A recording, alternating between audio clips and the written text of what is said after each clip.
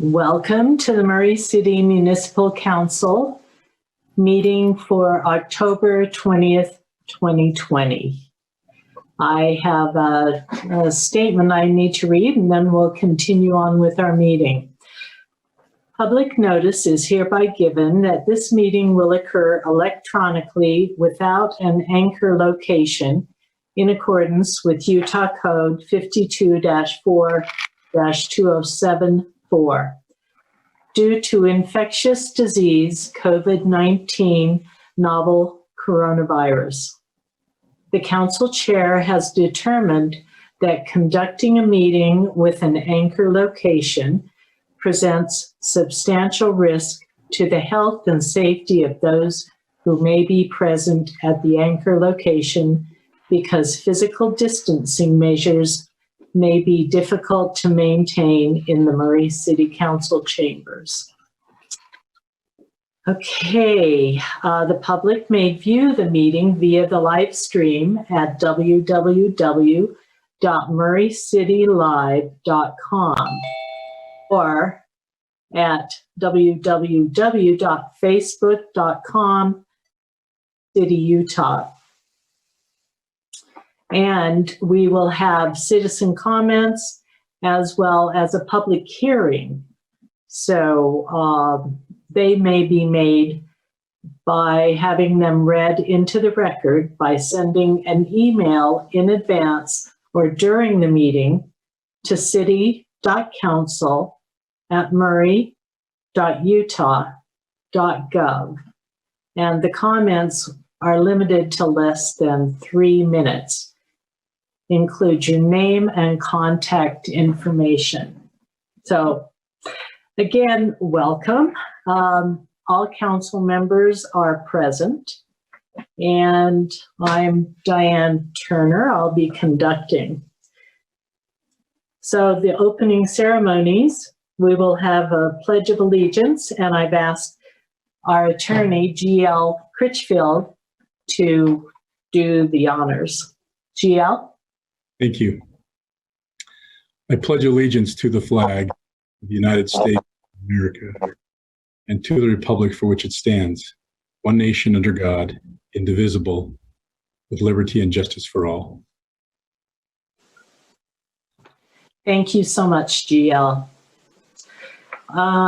Okay, so first on our agenda is the approval of minutes for the council meeting October 6th, 2020. So are there any changes or additions from the council? Okay, seeing none, I will take a motion. I'll move we accept the minutes as they are. Is there a second? I will go ahead and second that. Thank you. Has been seconded, and we have the motion. So Jennifer, would you read the roll? Mr. House? Aye. Ms. Martinez? Aye. Mr. Cox? Aye. Ms. Dominguez? Aye. Ms. Turner? Aye. Thank you, Jennifer.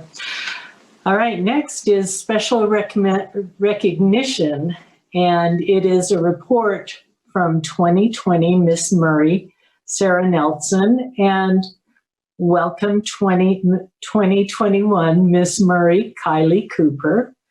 Mayor Camp, Sarah Nelson, and Kylie Cooper will be presenting.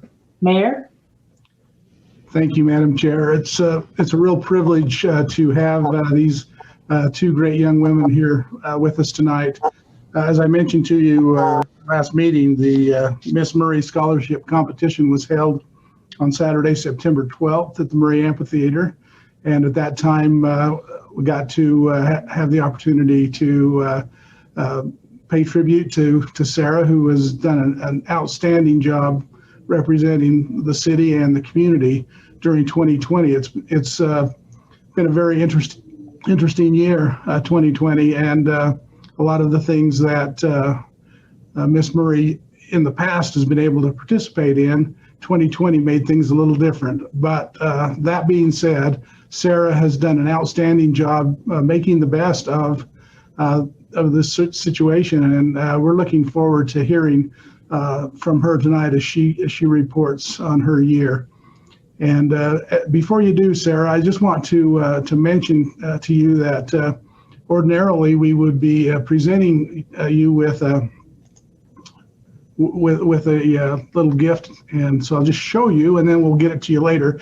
But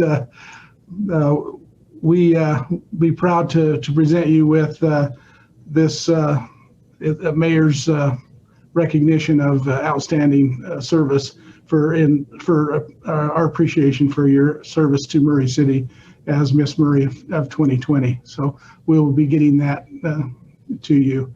So Madam Chair, if you'd like for Sarah to make her presentation, and then afterwards I'd like to introduce Kylie, if that's okay. That'd be great. Thank you, Sarah. We're so glad you're here. You can go ahead anytime. Okay, great. Thank you. And thank you, Mayor Kemp. It's so fun to see everybody on this Zoom call tonight, and to receive that recognition for such an awesome year. And I'm really excited to be with you all tonight. I'll start sharing my screen. And okay, hopefully that went through.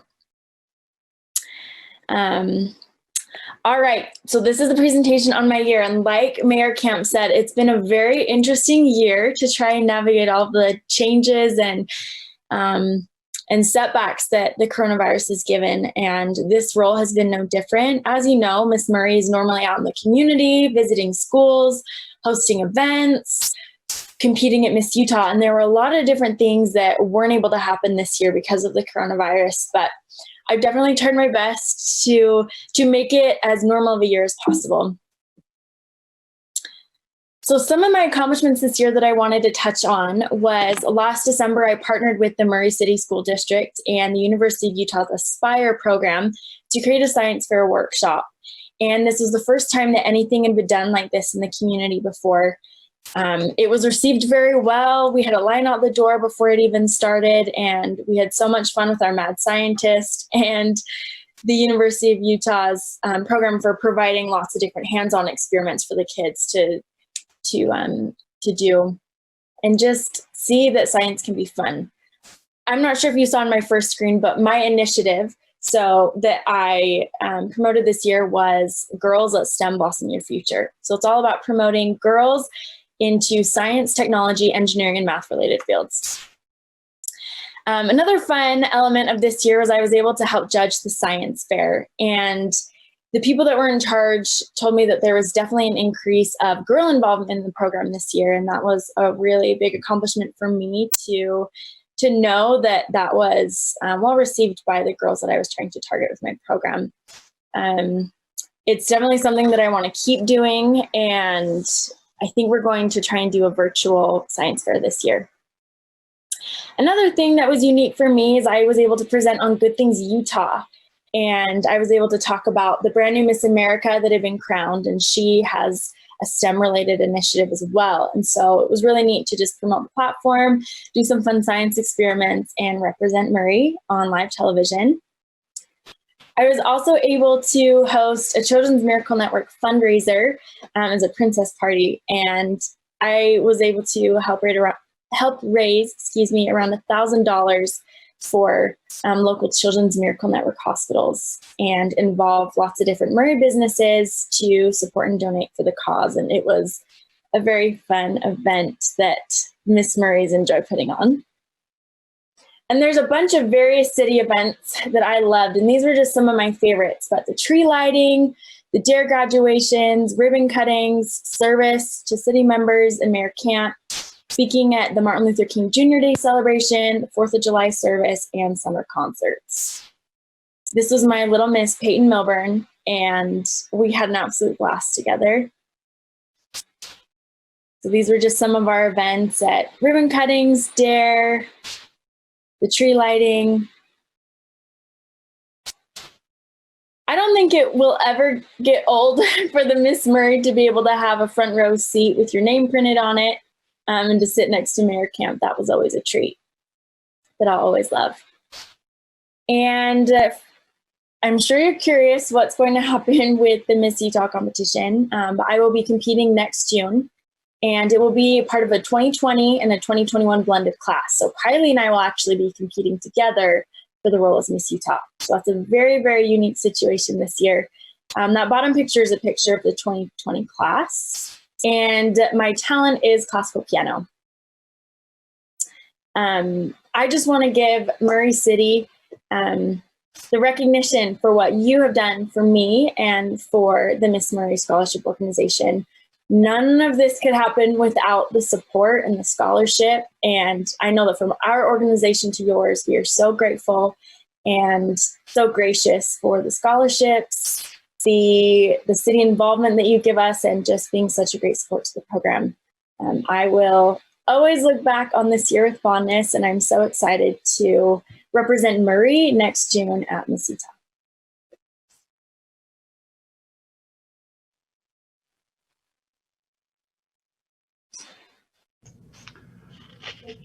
Thank Okay. you. That was a wonderful presentation. Mayor, do you want to? Yes, thank you. You- Thanks again, Sarah. We're going to miss you. We wish you the best as you move on, and we'll be watching for you at the competition Thank you. for Miss Utah. I can't pass up the opportunity to recognize Lisa Lloyd, even though she's not going to be speaking. She made that clear, but Lisa, it really is the driving force behind Miss Murray, and so she's here every year after year after year with these young women as they come in, and so thank you, Lisa. We appreciate you. Having said that, I'm very happy to introduce Kylie Cooper, who is Miss Murray for 2021. Kylie has already hit the ground running and has been to a number of events already. I think the judges made an excellent choice, and want to welcome you and give you a few minutes to introduce your social impact initiative to the council, and let us all know what you're looking towards this coming year. Kylie. Sounds good. Thank you, Mayor. Let me share my screen. Let's see. I've made a presentation for you all today. Let's see.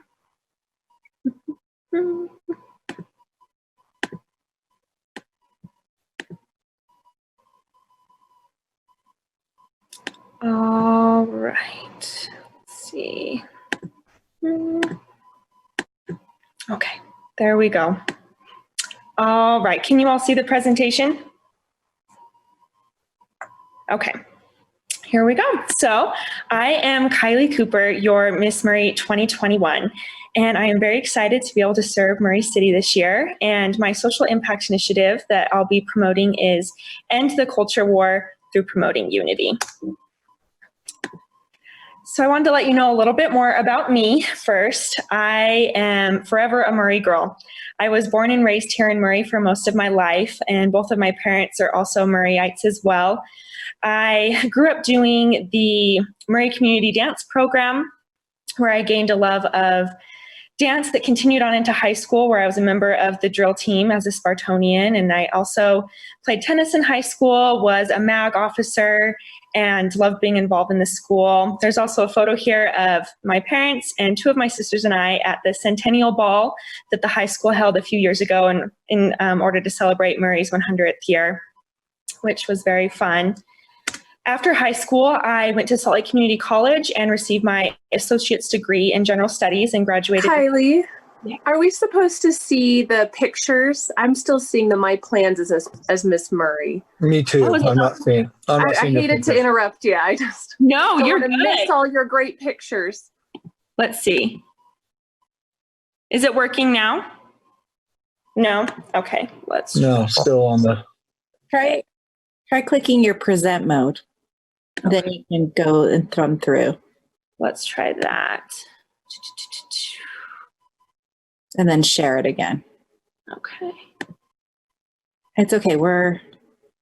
Sometimes technology is not our Oh, no. Yeah, I am still learning too. Okay. Can you see it now by chance? No. Go ahead to your share screen again. Okay. Share screen and then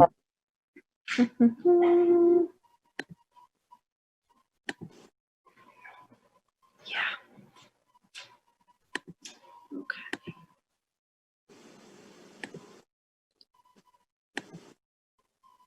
perfect. Now do present. Yeah, there we go. There we go. Did There it you pull go. up? Yep. Yep, we can see it. Perfect. Perfect. All right. Here we go. So those are my Murray pictures, if you want to take a look at those for a second. But after I graduated from Murray in 2014, I went to Salt Lake Community College and got my associate's degree in general studies there in 2015. After that, I served a mission in Busan, South Korea, where I was able to learn the Korean language and spend 18 months there. I was also able to spend a summer in Italy doing a cultural exchange program over there. And while I was there, I was able to travel extensively and make lifelong friendships with people from various countries. And both of these experiences have really given me a love and a passion for traveling and learning about different cultures. And that's kind of stemmed into what I decided to study at Brigham Young University. So I am currently in my last semester at BYU. I'll be graduating this upcoming December, which is very exciting. And while at BYU, I have been able to study history. That's my major. And I am currently the Phi Alpha Theta, which is the History Honor Society president for this year. And I've also been able to work at the Museum of Peoples and Cultures that is affiliated with BYU. I work as a collections technician, so I get to work with all of the ancient artifacts in the back. And I've also been able to work in the archives as well with digitizing projects over this past summer, which has been fun. And I've also been heavily involved in the World Dance program at BYU. I chose to do World Dance as my minor because I was able to connect my love of learning about different cultures as well as my love of dance. And so I've had the opportunity to be on various teams, including one that gets to travel to elementary schools and perform there for the students, as well as be a part of their yearly Christmas Around the World program several times.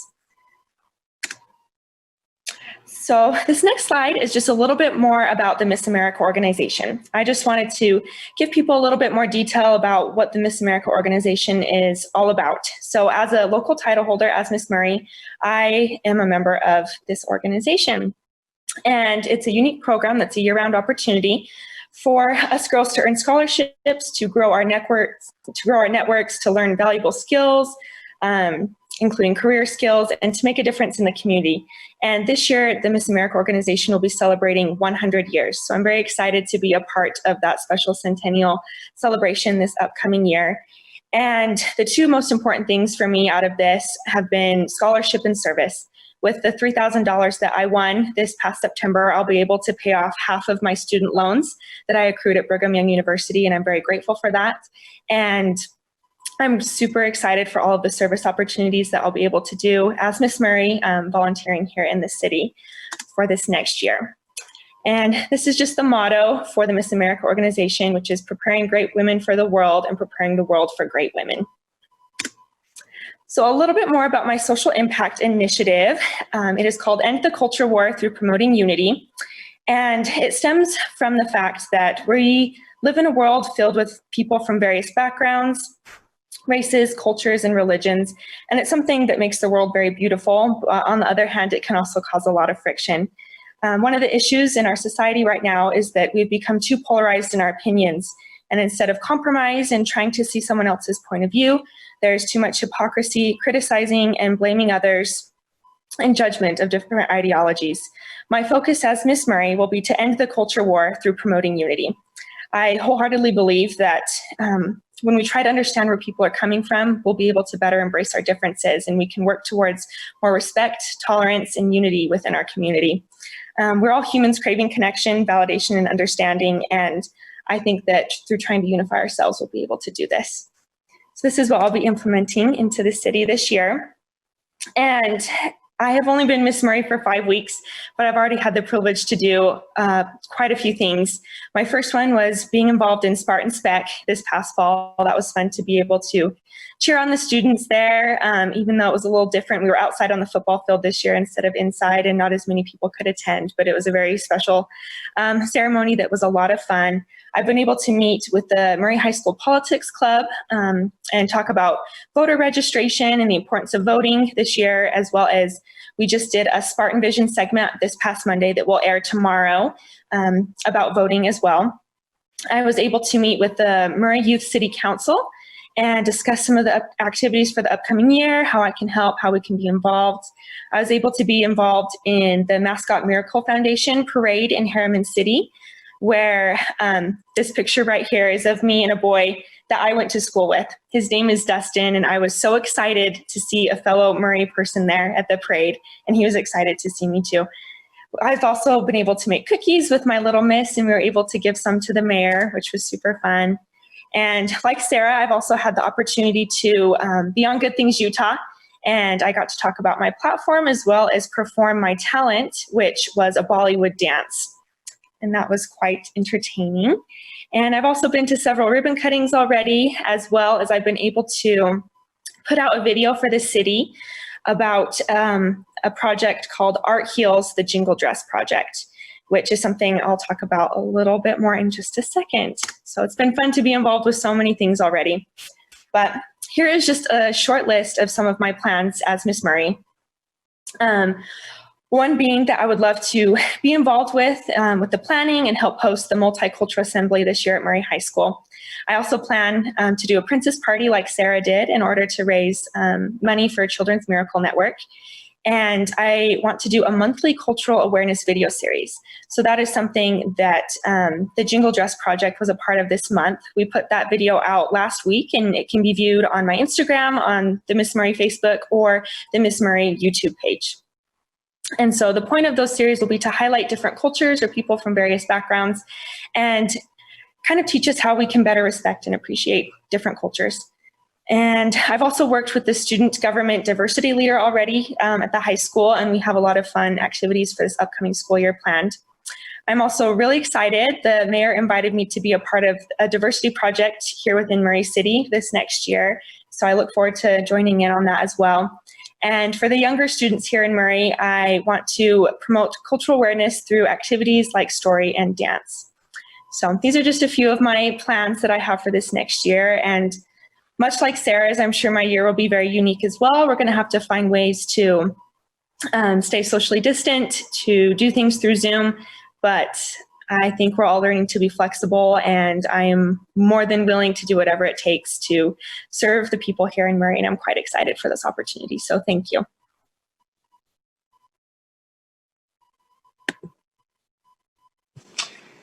Thank you, Kylie. We really appreciate your presentation and look forward to your next year of service. We really appreciate your being here. Okay, anything else, Mayor?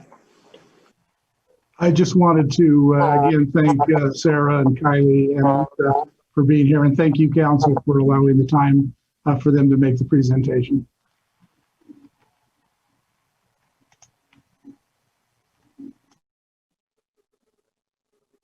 Diane, you're on mute. Thank you. I said, yes, I definitely agree. Thank you, Mayor. I think Lisa's wanting to say something, Diane. Oh, Lisa, yes, please. Say one thing. Oh, can you hear me now? I can.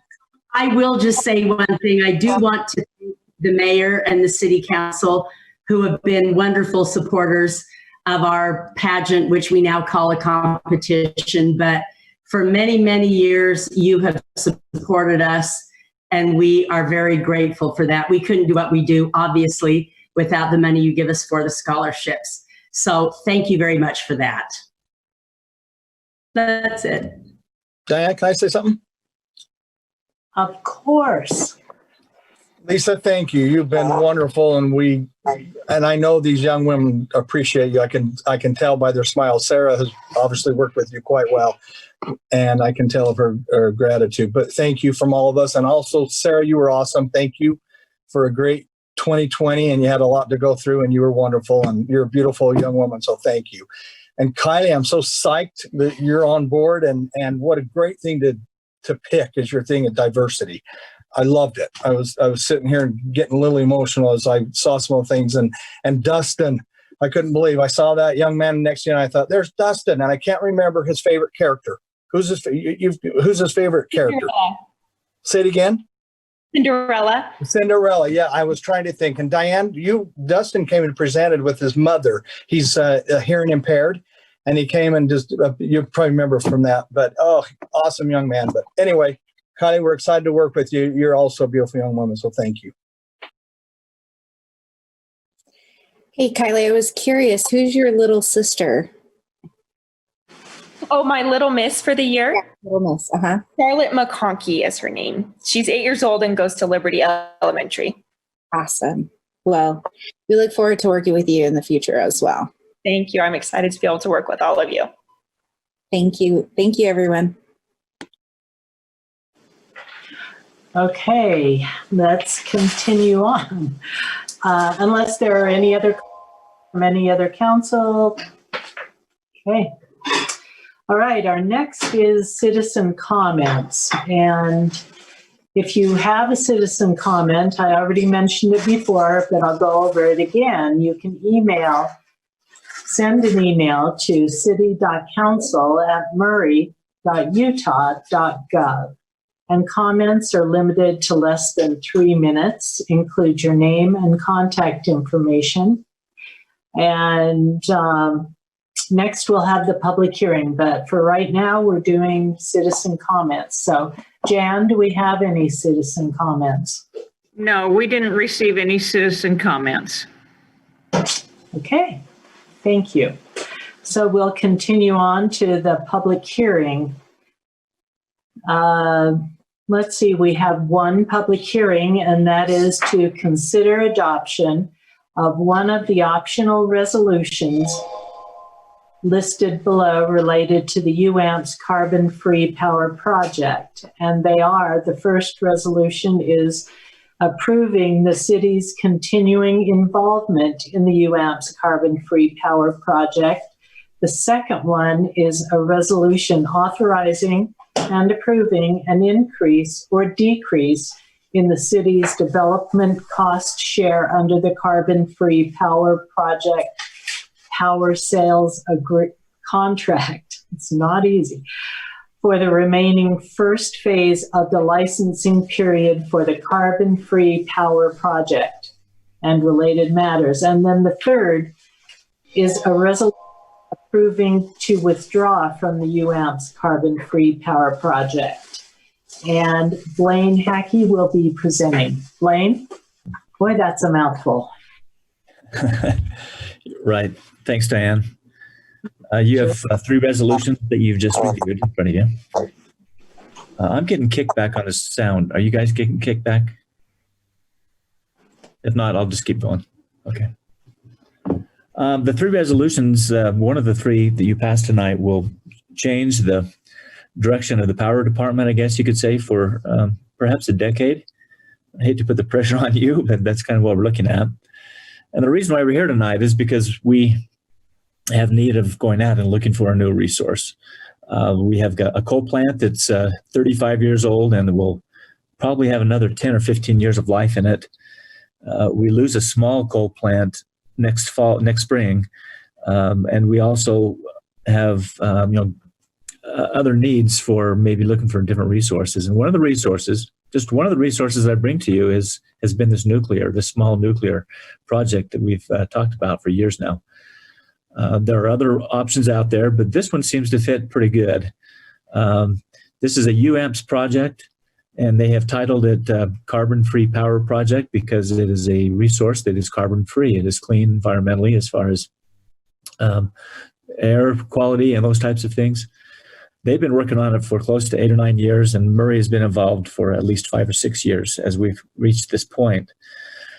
This project fits well with us in the fact that it is going to be built, or I guess actually start operations in 2029, 2030, which is 10 years down the road, about the same time that we will probably lose our Hunter resource.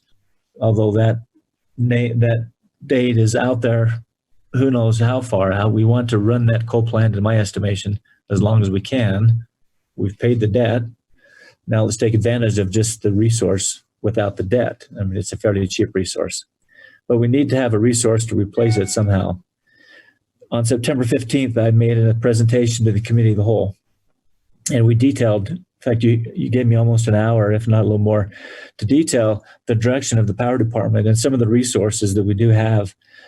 We have a good variety of resources. In fact, we are the envy, I think, of a lot of cities out there. We have large hydro, small hydro, coal-fired natural gas, landfill, methane.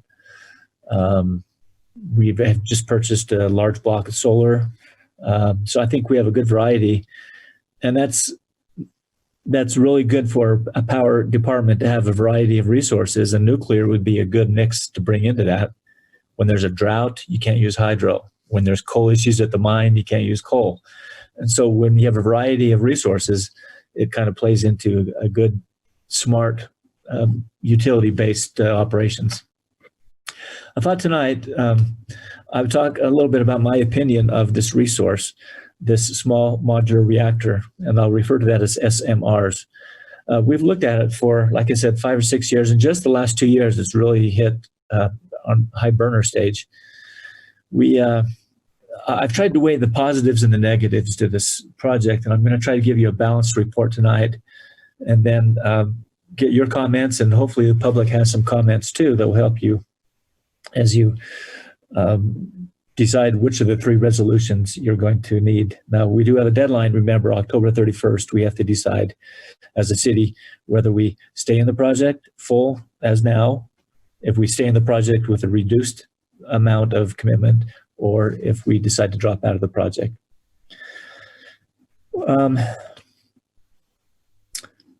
Diane, I'll stop occasionally for questions, but I think I'll go right into the advantages of the project. Okay. There's a couple of advantages I can see to staying in this project, and it might come as a review. We did talk about it in the Committee of the Whole just a moment ago, but this gives me a little more opportunity to go into a little more detail. I think the hugest, is that a word? The biggest advantage I can see so far is that the Department of Energy grant or mutual funding has arrived. You know, that was one of those things that we were waiting for all summer long. Been waiting for this money to come from the Department of Energy.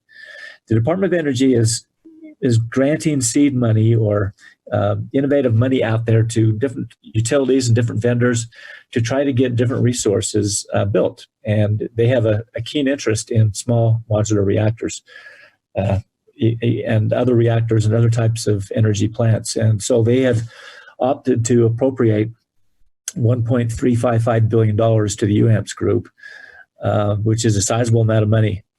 And it'll be given to the UAMPS group over 10 years. And that award was announced last Friday. And that was kind of what we were waiting for. Without that money coming in from the DOE, this project was probably dead in the water because we just couldn't receive the energy pricing that we wanted to build it and to move on. This is a 50-year contract on this project. And if it's built or when it's built, 50 years is a long time to go out on a project. Most of our coal plants go out 30 years on a contract, and our landfill, we have a 10-year contract and a 15-year contract with our methane landfill. So when we commit to this nuclear plant, it's for a long ways out. That's the beauty of it, though, too, is once it's built, the uranium resource is fairly reasonable, and the pricing pretty well stays level or close to level for those 50 years. So that is one key advantage, I guess, that we have had, is that we have received the $1.355 billion that we will be offered to the UAMPS group.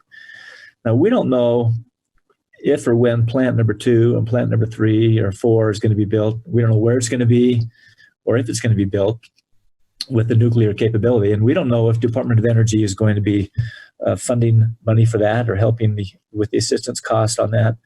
And so that's why getting in right now with a nuclear project right now would be the way to go.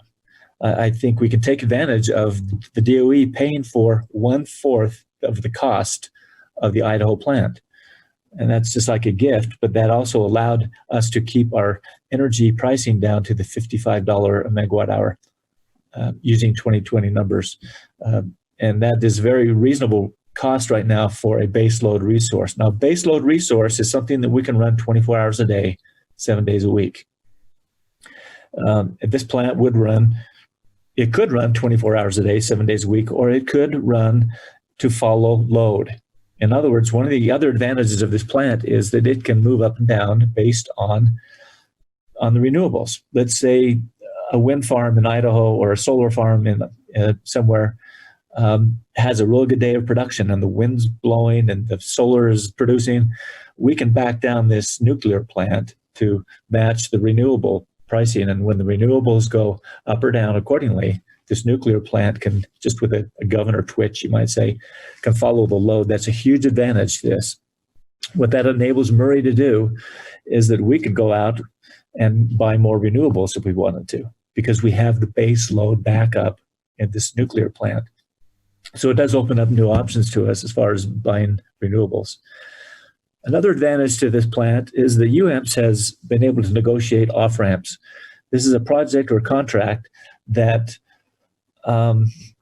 isn't give people the money and let them spend it. It's more of a, we're keeping an eye on you, and if we feel like in an off-ramp we don't feel good about this project, we're going to jump out. That sounds kind of coarse, but that's kind of what we're doing right now. And October 31st is our deadline. Do we as Murray feel good about this project? If we don't feel good about this project, we exercise our off-ramp, and then we back out and go further with another resource or another option.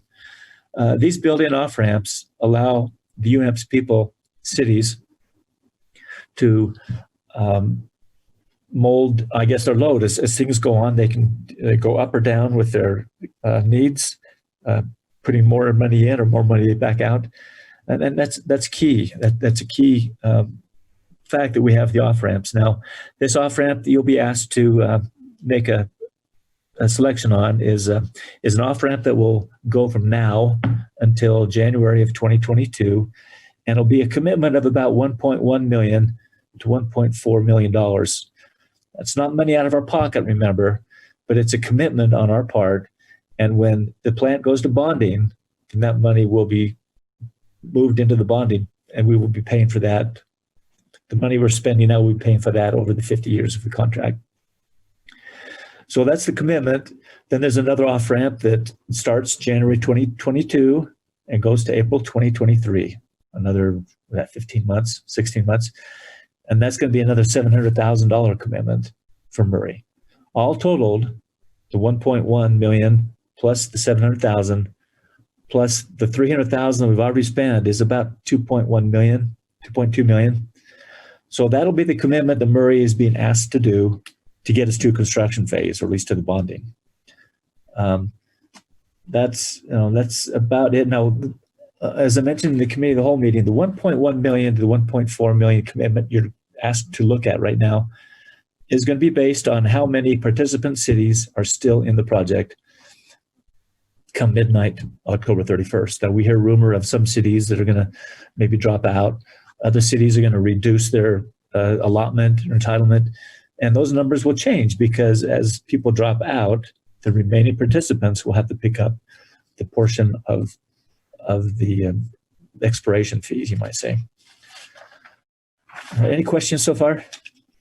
I've got 4 more reasons for the advantages, and I've got 4 reasons of why I have some worries.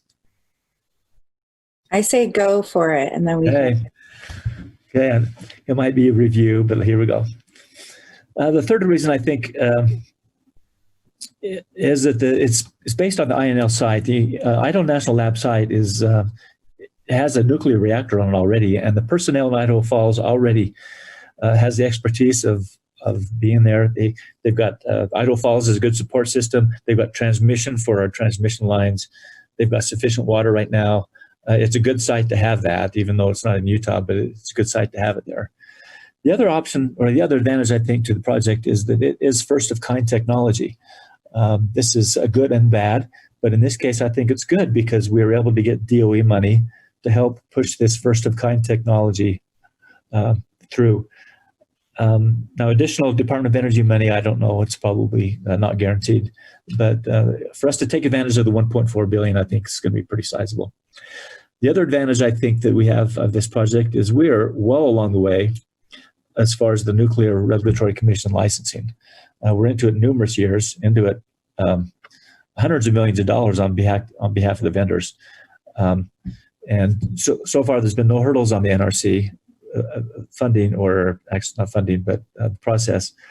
We expect to get the nuclear license in early 2023, just in time to bond and move on. And I think the last advantage I want to mention is that we do have the off-ramps. I don't feel like this is another utopia where, and I've heard that before from public comment and such, where this is just another utopia. In this case, I think we set the parameters of how much we're going to spend and how much megawatts we want to buy or entitled for. It's not like a blank check, you might say. And so I think that because we have control of our destiny, you might say, in a way, I think that goes a long ways. So those are some advantages. I think we could weigh a vote on a lot of those advantages. One is we're going to get a resource for about $55 a megawatt hour, which is a good price. And we have a resource set up for 50 years, which is a great peace of mind for my great-grandkids and your great-grandkids, or whatever the case may be. I wish my kids would have grandkids first. I don't have any grandkids yet, but I'm waiting for that day. But so let me talk a little bit about some of my concerns. The number one concern is the participant subscription. This is a 720 megawatt plant, and UAMPS and the partners have tried to get interest in the Northwest and other states around our area. And so far, we've only been able to get about 185 megawatts of interest. 720 megawatt plant, 185 have committed to it. That's of concern. That's of concern because the less participants we have, the less participants the cost is spread out over those people. And when fewer players play in the game, you have to pay more per RBI or home run or whatever the case may be. It's worrisome. The subscription is worrisome to me. But the peace of mind or the promise or the hope is that after we get the license in 2023, that we will have other people sign up for it. And we have interest in the Northwest. There's a firm up in the Northwest right now that is going to house a Google platform of some type, and they're thinking of picking up 30 megawatts of it. And that's a pretty sizable customer. That's about 8 IHC hospitals that they would pick up in one fell swoop.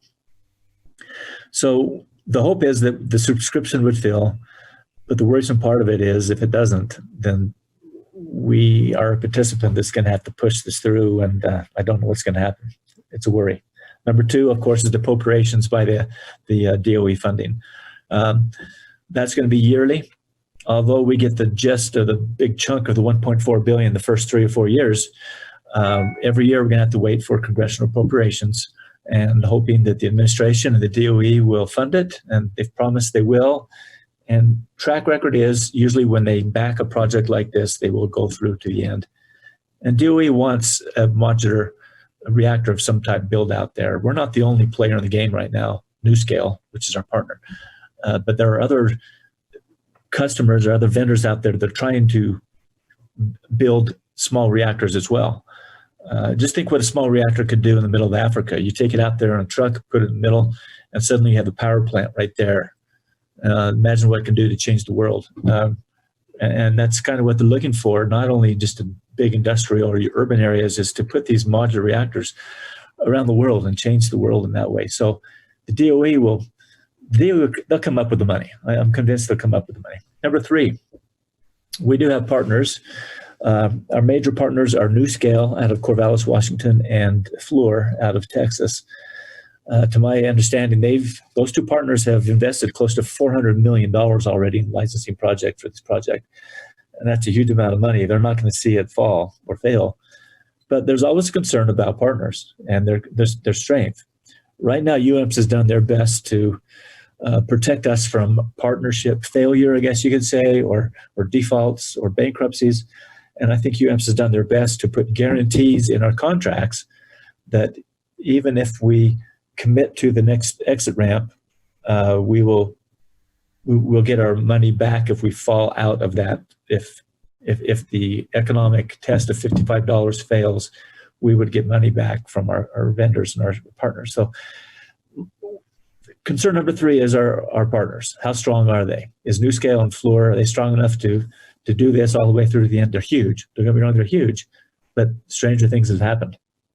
The last one is the cost of the plant is now $6 billion. It was started out at 4.5 billion several years ago, and the price has increased. That is a worry, although it's not a huge worry to me because, as I've mentioned before, no matter what the cost of the plant is, if they can give us a $55 resource, $55 per megawatt hour resource, that's great. That's all I need to know. And someone else will pick up the cost. But $6 billion, it's a lot of money. It's a lot of money. To give you an example, the plant that's being built out in Delta, Utah, that we're changing the coal to natural gas on, that we're a participant in, is about $1.5 billion. So it's about the fourth of the cost of the Idaho plant. Different fuel. I know it's natural gas and there's a lot of environmental issues out there, but $6 billion is a lot, but we can deal with that. And I'm sure there's other pros and cons, but those are the kind of ones that I kind of have thought about. And the 3 resolutions you have, you're going to have to decide which way to go on that. If we decide nuclear isn't for us right now, I want to give you some other options so we can go that direction. I've quickly done an outline. Remember, in 10 or 15 or 20 years, we're going to have to come up with a plan. We have to come up with a resource, whether it be hamsters on a wheel, whether it be wind or solar or whatever the case may be. We've got to find a resource that's going to replace Hunter. So there's just a bullet list that I put together. I don't have a crystal ball, but there's just some options we can look at. We have, number one is we have 33 megawatts of gas turbine generation at our power plant on 4800 South and 300 West. We run that plant July and August. We could use that plant as a base load plant. In other words, we could run that 24 hours a day if we had to. And it's designed to do that. In fact, it runs better when it's base load than peaking. But if we had to, we could run that plant and make up the difference of a resource that we lost. We're subject to the natural gas prices, which are probably going to go higher. But it's not truly carbon free because there is a little bit of emissions on a gas turbine. So number one, we can increase our gas turbine use. Number two, we can put more gas turbines in. There's place out there for it. We've put the gas lines have been sized already, thinking that we could put a sister plant right next to the one we have. I don't know what the cost of that would be, but we could do that. We already have it, and I believe we could get the airspace right here in Salt Lake County. So that's number two. We could install additional gas turbines. Number three, we could install some smaller Caterpillar type engines. These are more like a reciprocating engines. They're smaller, but they would match our load a little bit better. And a lot of the utilities, Heber City, for example, is using those. That's number three. Number four is we have found out there's a little bit of methane gas that's being unused at our 2 landfills. We already have a power purchase agreement out there, but there's also enough gas to maybe put another engine in at both of those landfills. It's a small amount, 1 or 2 megawatts is all, but it'd be a great use of the gas, and we could look at that. Number five has just come on the scene just in the last couple of weeks. There's a geothermal facility near Minersville, Utah, and they have been meeting with us and some other cities of putting a geothermal plant. What geothermal is basically is using the steam from the earth, bringing it up, and the hot steam moving an engine or a turbine, making electricity. We're looking at that right now. They've got a pretty sizable plant out there. Number six is we could buy some additional large-scale solar. And last fall, we did enter into agreement with the Navajo that we're going to build a large-scale solar plant out there. We can put some more in. Number seven, we can wait. We can just wait and see what happens.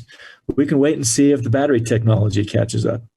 You know, right now, the battery technology is good on small scale, like the Tesla battery and that type of thing, but we need a big battery that would back up a substation. And I don't know if that'll ever happen, but it might. We could wait to see if that improves. Number eight,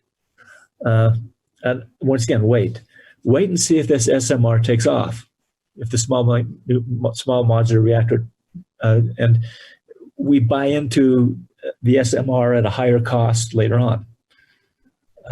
Maybe we wait for SMR number 2 to be built, number 3 to be built, number 4. Maybe we wait to see what happens.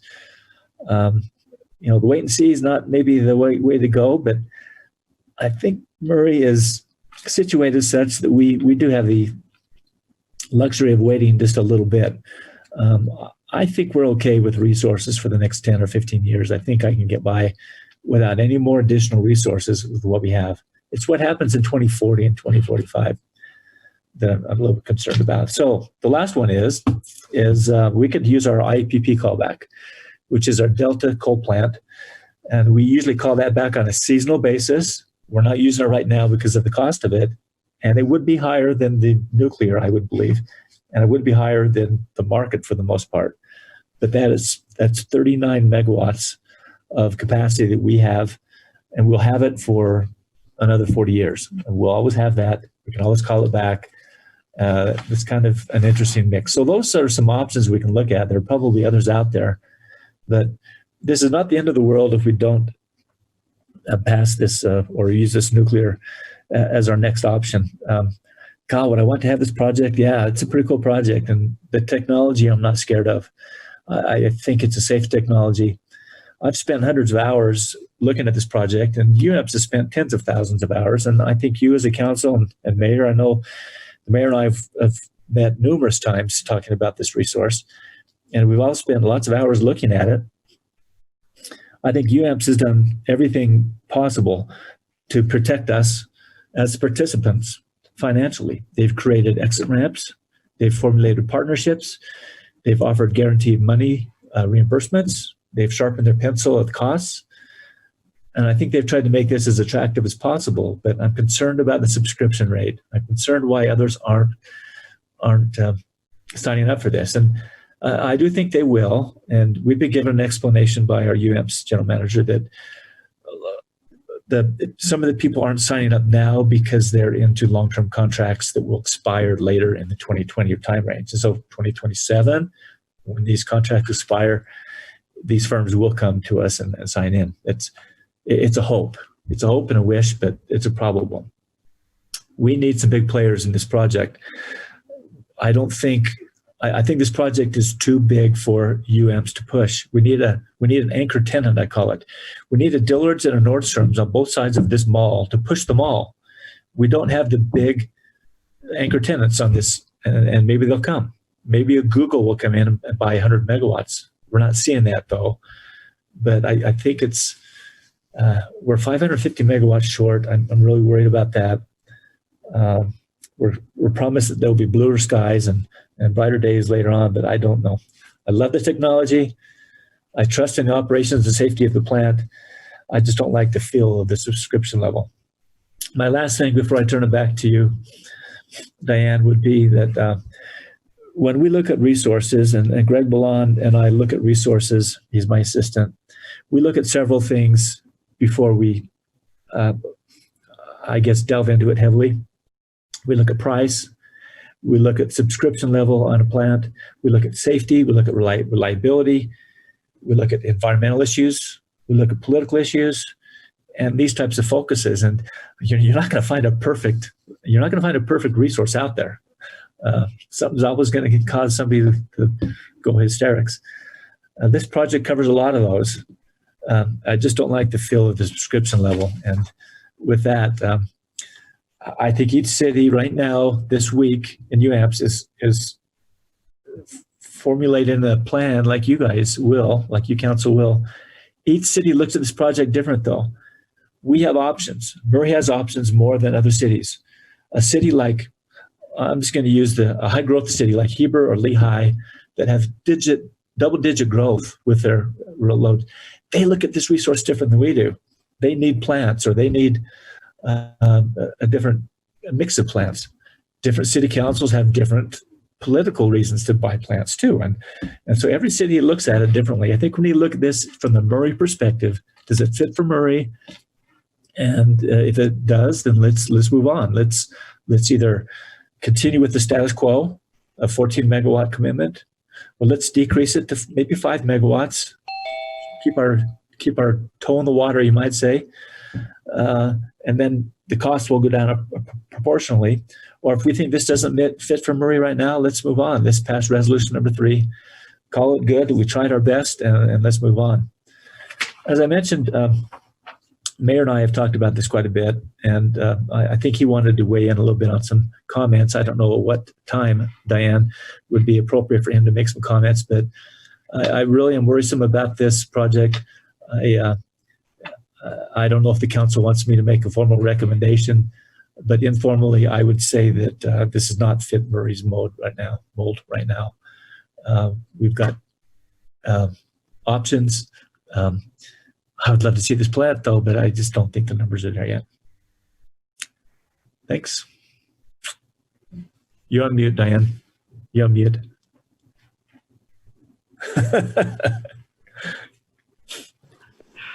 I thought I had unmuted me, but I guess I hadn't. Thank you, Blaine. I really appreciate your comments and giving us all the information you have at this point. Mayor Camp, did you want to weigh in? Yes, just briefly, if this is the appropriate time.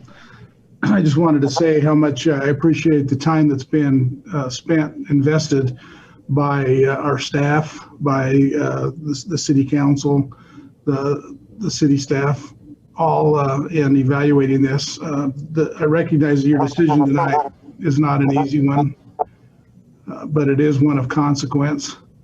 And as Blaine mentioned, I've had many discussions with him and others in studying this issue, and I support his recommendation. Personally, I'm a proponent of the small nuclear technology. It's very promising. The participation with DOE in this project is both exciting and troublesome to me. In my view, the annual appropriation is potentially unreliable, but even if not, the 1.4 billion with a B sounds like a lot of money. But on a $6 billion plant, that 1.4 billion doesn't even cover what the cost increase has been since this has started. And so unless the DOE is also going to increase as costs increase, I think that maybe their participation may be a little bit overstated. Which brings me to my next point. The escalating construction costs, I agree with Blaine, is troublesome. And of course, Murray's investors, unlike Fluor, NewScale, or others, Murray's investors are individual ratepayers. They're your neighbors, they're my neighbors, they're you and our small businesses. And I think we do need to be aware of that and conscious of that as you vote here tonight. I believe there are too many unanswered questions. The cost estimates seem to change. They're not firm. It seems to be a moving target. And finally, I'm just uneasy with the requirement to commit now or never. It seems like a bit of a high pressure sales job. And I know the time constraints, and I know all the other issues, but for us right now, I would support Blaine's recommendation. Great. Thank you. Okay, with that, I will open the public hearing.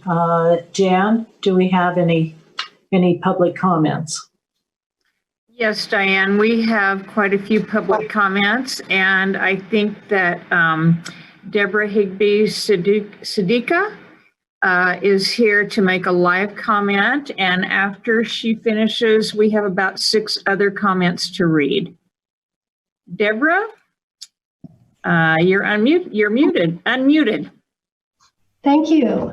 My name is Deborah Higbee Siddiqa from Corvallis, Oregon, and I have a long family history in Murray. My great-grandparents and grandparents both owned a farm, and family members reside in Murray. I'm here to request that you vote to withdraw Murray from the UAMPS project. The proposed nuclear reactor is not a low-carbon strategy nor an economically good choice.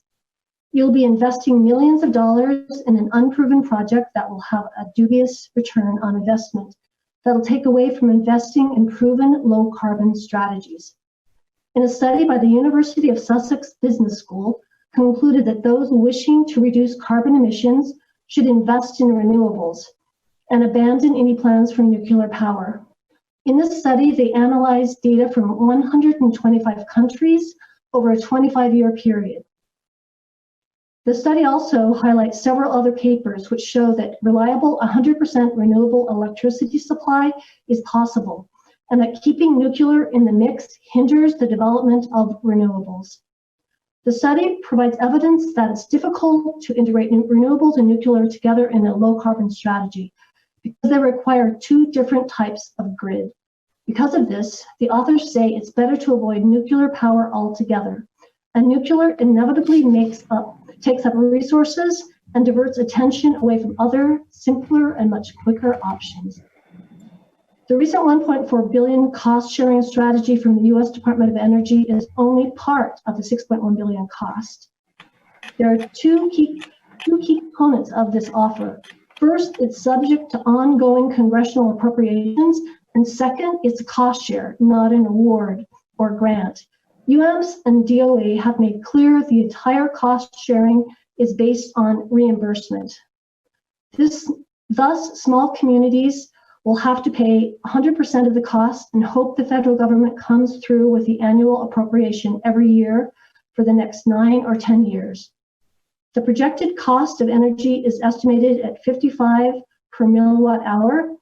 If that cost is even possible, it's far above today's cost of renewable energy.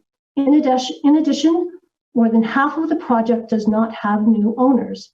And given the fundamental economics of renewables, the question to ask is, which utility will sign up when much cheaper power from proven alternative resources is available?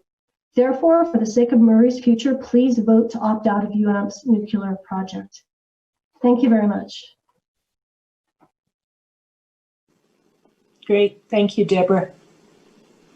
Jan? I've got the next one. Oh. Okay. Patty. Yeah. Okay, this comes from Catherine Litchfield, and it's all caps. Please opt out of this expensive long-term project as recommended by Utah Taxpayers Organization. Seek less expensive solar and wind. Opt-out deadline October 31st. Thank you. And she's a Murray resident.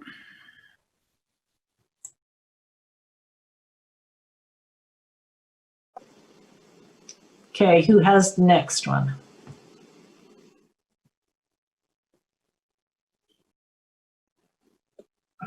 Jan? I'm trying.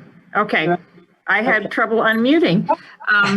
Okay, this was actually an audio comment that came in, and I've transcribed it because I didn't believe you'd be able to hear it. So this is from Thomas Thompson, and he's a Murray resident. I'm very concerned about the UAMPS nuclear power project that Murray is presently participating in up in Idaho. I'm concerned for 3 reasons. The first reason is that the price has already doubled in the time the proposal was made. 2, these projects often fail, and the ratepayers end up picking up the bill for them. That's what happened some years ago in the Northwest in the Tri-Cities area, and that area is still recovering from that disaster. And 3, the technology is unproven, and I don't think Murray ratepayers should pay for unproven technology. Thank you very much. And Patty has the next one. Okay. And this comes from Liliana Benavides, and she's a Murray resident. She says, I do not receive power from Murray City, but I do live in Murray City and I pay Murray City property taxes. I would like to express fervent disagreement with continuing this program. While I agree we need to move away from coal, nuclear power is not our saving grace. It has its own dangers, and while they may be uncommon, it's enough to cause significant environmental impacts which are not worth the benefits. I'm gladly support clean, renewable energy, which poses no danger to human, animal, and plant life. Thank you. Okay, and the next one comes from Rusty Cannon of the Utah Taxpayers Association. Dear council members, we appreciate the council taking the time to listen to our concerns on the UAMPS SMR project. We have echoed our concerns on several occasions before, so we would like to just summarize a few points. We don't believe municipal power companies should stay in the project and continue to act as seed investors. If small modular reactor power produced carbon-free power at a competitive cost in the future, private industry would bear the risk to develop it. Municipal power companies could instead look to purchase power from such a project upon its completion.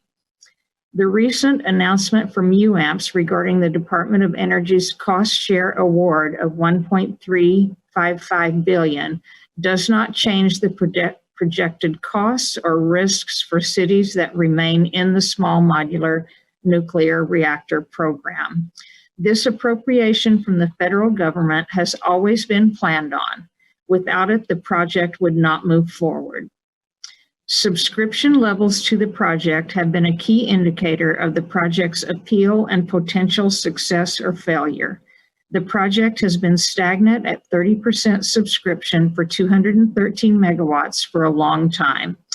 With the withdrawal of Logan, Lehigh, and Kaysville, the subscriptions are reduced by approximately 34 megawatts and now stand at 179. The only additional subscription gained in the past year is a single megawatt from the town of Wells, Nevada. We urge the council members to join the cities of Logan, Lehigh, and Kaysville and vote to withdraw from the project. Patty? Okay, this comes from Erin Hildreth, a Murray City resident. I would like to just make a comment on the upcoming vote tonight on the UAMPS carbon-free power project. I want to preface my comment by saying that I'm absolutely in favor of renewable and nuclear energy and moving towards a more sustainable future, but I am worried about the financial risk of this endeavor. It seems other cities in Utah have abandoned the project and that many steps are currently missing in the project to see it through to completion. I know a big unknown in the process is that the U.S. Department of Energy will be funding it somehow, and at this current point in time, I have absolutely zero faith in the federal government's ability to meet their obligations. If the project fails, Murray would be on the hook for billions of dollars, something as a city we cannot afford to gamble on. If this were an existing plant where energy were already being generated, I would most likely be in favor of a far less risky buy-in at a higher price. Thank you for your time. And that's it. And this will be the final public comment, and it comes from Paul Redmond, who is a Murray citizen. Shame on us if we allow ourselves to be manipulated by fear, touting if we don't continue with the nuclear project lightly, the lights won't come on in Murray in 2040. As citizens of Murray, we already have the utopia albatross around our neck.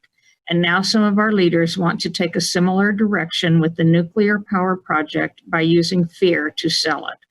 The following are the real issues.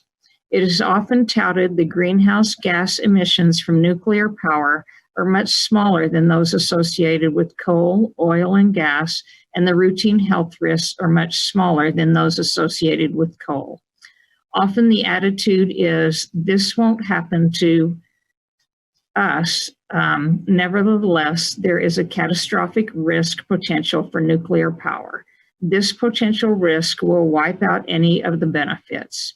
In addition to catastrophic risk, nuclear power has at least 3 waste streams that also impact the environment. Spent nuclear fuel must be contained and isolated for a long period of time. Tailings and waste rock at uranium mining mills, and releases of ill-defined quantities of radioactive materials during accidents. Nuclear power developers and promoters often fail to identify and that many stages of nuclear fuel chain, mining, milling, transport, fuel fabrication, enrichment, reactor construction, decommissioning, and waste management use fossil fuels that emit carbon dioxide and conventional pollutants. Of utmost importance is the financial commitment for such a project. If the project is such a good deal, let the developers and promoters of the venture fund the entire project and gain the rewards of a high-risk, long-term use of unproven technology. Murray City should not obligate $1 to nuclear power, but focus on renewable energy projects and increase power rates if necessary to do so. I have confidence in some of our leaders to ensure the lights will come on in 2040 without reliance on nuclear power. Thank you. And that concludes the public comments. Thank you, Jan, and thank you, Patty. Okay, well then I will close the public hearing and send it to the council for deliberation, for a motion, and then we will discuss the motion. Can I ask a few questions? Of course. Just to kind of reiterate what we've already discussed, but I know we talked about the DOE in Committee of the Whole, Blaine, but if the DOE and you brushed up on this, but I just want to repeat it. If the DOE decides in this next administration, whether it be the same or it changes, they can decide 1.4 billion could be reduced at any point. Is that correct? Or is the 1.4 billion still there? It's just allotted at different times. It's still there. I've seen documentation of the 1.4 transfer of power now, or energy or money. I don't think I have the answer to your question. I don't know what happens if they have to put that into a second year or a third year. Mm-hmm. Okay. And then my other main question here, is this to say Murray can't participate in nuclear in the future? No, we will not be in on the ground level for this project. Right. And now, do we know from other nuclear power plants what an estimated cost it is per megawatt, and what we could be projected if we decide tonight that we are going to jump off the train? Mm-hmm. Do we know maybe on average what we would pay per megawatt in the future if we decided to use that as part of our load, maybe for a hot summer day or whatever? We put it in our portfolio. So this is the first small nuclear plant. So we don't have a good cost of what others, the large scale nuclear plants, the ones you see at the big funnel that comes up, they're probably in the $100 range, $110 megawatt hour range, twice this cost, maybe 80, more than this one, I should say. Now, to answer your question, the best answer I would have is if we don't sign up for this project, the next project will be 25% higher because of the 25% mix of DOE. That's a simplistic way to look at it, is that somebody's buying a fourth of the plant. Next time, nobody's going to buy a fourth of the plant. So it's going to go from $55 to 75, something like that. Well, 25% higher, I think, is a good guess as to second round of nuclear. Okay. Does that make sense? And what do we pay on average now if we outsource that? With all of our other different resources, our hydro and coal, if we mix all those into a bag at the end of the month and throw it out, it's probably $40. So, okay. So this is higher than our average blend. But once again, we're looking at it in a 50-year time frame, and this is a baseload resource, which is good. And then lastly, I just want to say this. I know you talked about previously that we as a city have taken large risks. Previous council members, previous cities, people who have been in your position previously. And I just want to put this on the record. I want to take a risk on methane. Let's figure out how we could use that within Murray and use that on our power grid and maybe help develop that technology a little bit better. And, of course, wind and also solar. I'm excited for those options as well. I know in a part of UAMP's conferences, I asked, that specific question is what has been the most successful part of this conversation in terms of power. And can you also talk a little bit about how we use methane already and where we and how we use it and how we sell it and how it could be cost, how we could pay for that in the future for Murray as well. Okay, we need to get you and Kat out to a field trip. We need to take you to the landfill. Of all places, I'm going to take you to the landfill. There are 2 landfills in the county. One's at Transjordan out by Bing Copper Mine. The other one is 60th West and 21st South at the Salt Lake County landfill. Both these landfills are EPA approved, meaning they've done some infrastructure that they have actually put rubber bladders underneath in big pits. They throw the rubbish in, fill the top over the top, and over time, the rubbish percolates and it rots and methane gas is given off. And we put pipes down in and capture the methane, and it sucks the methane out of the rotting garbage, and it goes through a processor and it goes through some Caterpillar engines, some engines. They're right there by the entrance to Transjordan landfill if you've ever been there. There's a off the side there. Now, we buy the power from a firm back in Michigan. We don't own the plant, but we have a power purchase agreement, and they use all of that methane that they capture, and they season it, and they have to clean it and process it. And we get 4.5 megawatts, 4.5 megawatts in 3 different engines from the Transjordan landfill. Now, there's a little bit of methane, like I mentioned before, that goes unused because there's not another engine to take it. I mean, if we can put another engine next to it, we could maybe use some of that methane. Right now, that it flares. They actually burn the methane that they can't use. They flare it. So we have 4.5 megawatts that we've used as much as we can out of that landfill. Now, the other landfill, Salt Lake County landfill, is a different company that sells us the power, and it's the same process. They have a bladder percolated, they cover it, put a pipe down in it, suck the pipes, the methane from the pipes, and there's 3 megawatts on that one. So 4.5 megawatts from one plant, 3 on the other is a combination of 7.5 megawatts, and that's about 7 or 8% of all of the energy that we use. I would bet that it probably serves 2,000 homes with power. Good thing about this resource, it's renewable. It's even though it stinks, but it's clean, and we get a renewable credit for it, a green credit for it, and it goes 24 hours a day, 7 days a week. It's not like wind. It's not like solar. It is 24 hours a day. It's a great resource. It's a great renewable. It's a decision that was made back in 2001, 2002 to go into the one plant. And then in 2008, one of the first things I did as general manager is we got into a contract with the Transjordan landfill. So, and we've got contracts out till 2023 and 2029 on those, and they are extendable. Even after the landfill is closed, the garbage percolates for 20 years afterwards, and it's a good resource for us. And so I think that answers your question. There's a little bit of methane that they've captured. They use every ounce of it they can to make generation, but some of it is just too much. It's rotting too fast. And so there's a possibility we could look at another engine. Yeah. Blaine, are we the only city that participates with them? Yes, we are. That's one of those good key. Yeah. And a little side note, I know you guys want to go home, but this same group went to UAMPS back in the year 2000 and tried to get this project going.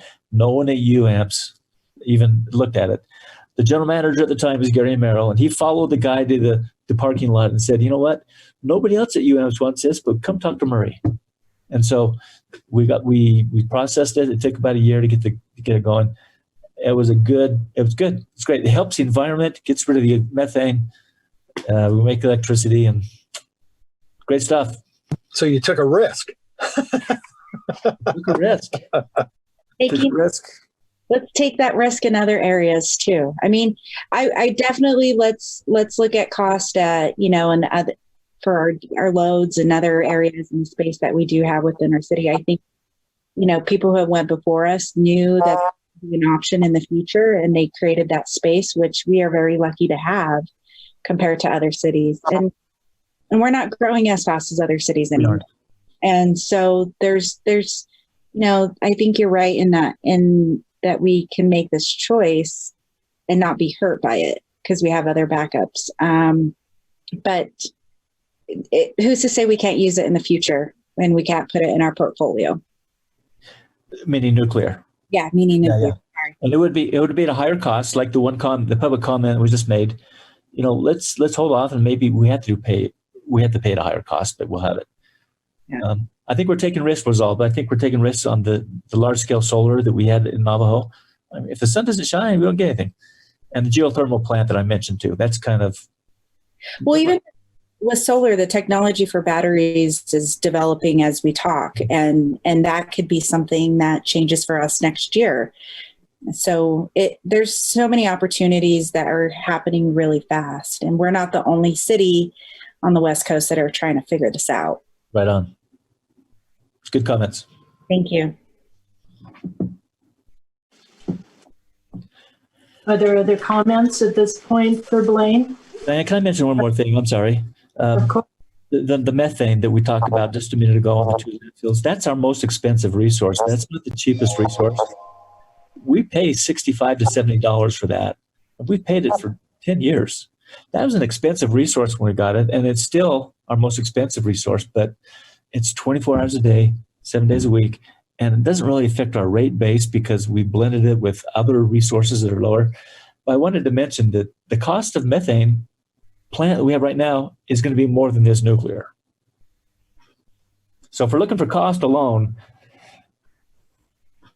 the methane wasn't a good business decision. Sorry, Brett. You just said we took a risk. We took a risk, but we made an expensive, that's my most expensive resource, but it fits. It works for us. Politically, it's great. Public relations, we got school kids to go down there and see trash, garbage, and then go home and turn the light switch on, and that's where it came from. Plus, it's environmentally responsible, and I think that's also very, very important. Yep. Anyway, that's one thing I appreciate about you, Blaine, is I really trust that you will continue to guide us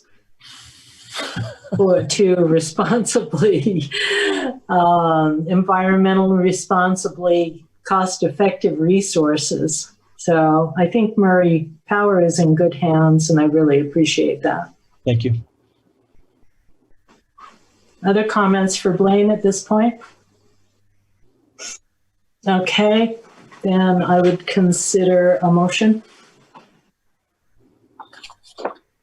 I'll make a motion if that's all right. So just with all the information about how incredibly diverse our portfolio is, how many options we have moving forward, and reflecting similarly to the feedback we've had tonight from residents is very similar to the feedback I've been receiving from my residents specifically. So I move we adopt resolution 1.3 to withdraw from the UAMPS carbon-free power project. I will second that. Okay, we have it has been moved and seconded. Is there discussion on this motion? Madam Chair. Sorry, go ahead. Yeah.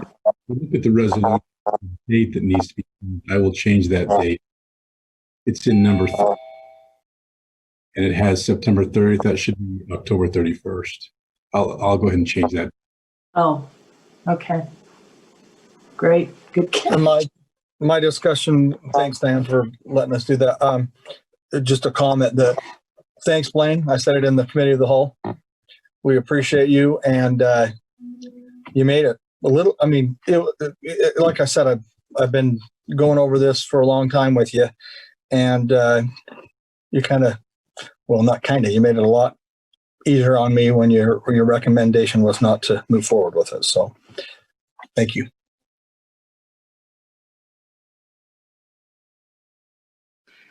Okay, just for further clarification, the motion is a resolution approving to withdraw. So That means an aye means we will withdraw, a nay means we will stay.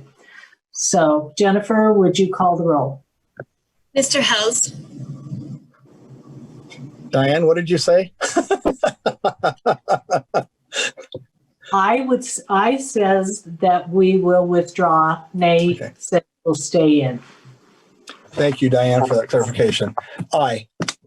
Ms. Martinez, Aye. Mr. Cox, Aye. Ms. Dominguez, Aye. Ms. Turner. Aye. Okay, the motion passes unanimously. Thank you. And thanks for all the comments from the citizens. And I've also received a lot of comments and encouraging us to withdraw. So anyway, thank you. So we'll go on to new business, and that is to consider a resolution approving an interlocal cooperation agreement for cooperative purchasing between Murray City and the Houston Galveston Area Council. GL, you're presenting. Thank you. This is a resolution that would allow the power department to purchase an apparatus from an out-of-state purchasing program. And this is through the Houston Galveston Area Council, which is a political subdivision of the state of Texas. Comes to you tonight because it is an out-of-state public agency. I'll answer any questions you have. Otherwise, I'll give it back to you. Questions for GL? Could I make a comment? I believe GL just misspoke. It's for the fire department. Caught me by surprise. Did I say power? Well, he can afford it.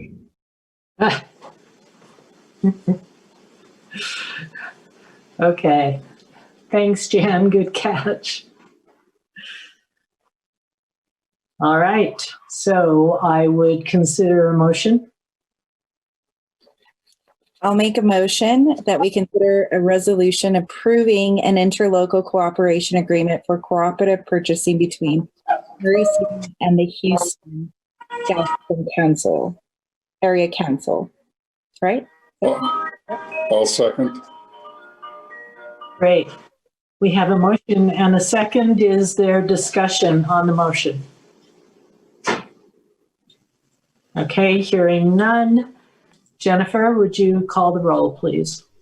Mr. Hels, Aye. Ms. Martinez, Aye. Mr. Cox, Aye. Ms. Dominguez, Aye. Ms. Turner. Aye. Thanks, Jennifer. Okay, the motion passes unanimously. And now we're to the mayor's report and questions. Mayor Camp.